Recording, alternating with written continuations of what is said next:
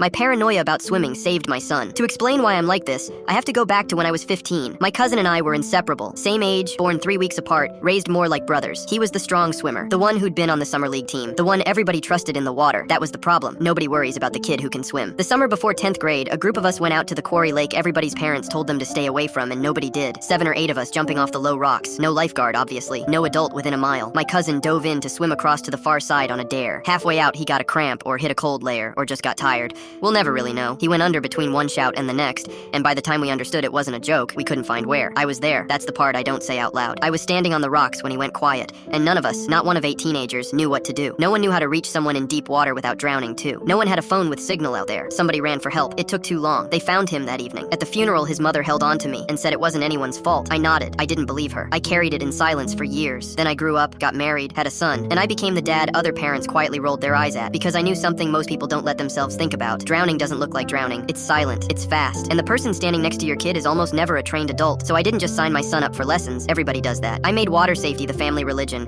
and I trained his friends too. Every pool party, every lake trip, every kid who came over in the summer, I'd do my dorky 10-minute talk before anyone got in. Reach or throw, don't go. You never jump in after someone. You hand them something, or throw them something, and pull. If someone's quiet and low in the water and their head's tilted back, that's not floating, that's drowning. One adult is the designated water watcher at all times, phone in hand, and that person doesn't scroll, doesn't chat, doesn't leave, and you call 911 first before anything, even if it turns out to be nothing. I made every kid actually practice the throw and reach with a pool noodle until they got it. Some thought it was fun. Most thought I was unhinged. My wife said I'd scare off every family in the neighborhood. My son, who's 12 now, would beg me to skip it. Dad, please, they already know how to swim. The kids started calling me the drowning dad, not kindly. Last year we had a huge blow up about it. He got invited to a lake house with a family he'd been dying to hang out with, and he cried that my safety speech would humiliate him in front of them, that they'd think we were bizarre. My wife took his side. I stood in my own kitchen feeling like the bad guy. I did the demo anyway, made him and his new friend practice the reach and throw off the dock. He didn't talk to me for 2 days, and honestly, I almost quit after that. Told myself he was old enough, that he was a strong swimmer now, that I was just handing my grief down to him. I came close to letting it go. 3 weeks ago, he was back at that same lake house. The kids were swimming off the dock while one dad kept an eye out. My son's friend, the strong swimmer of the group, went out past the buoy line, got tangled in something under the surface, and panicked. He didn't yell. He just went vertical and quiet, head tipping back,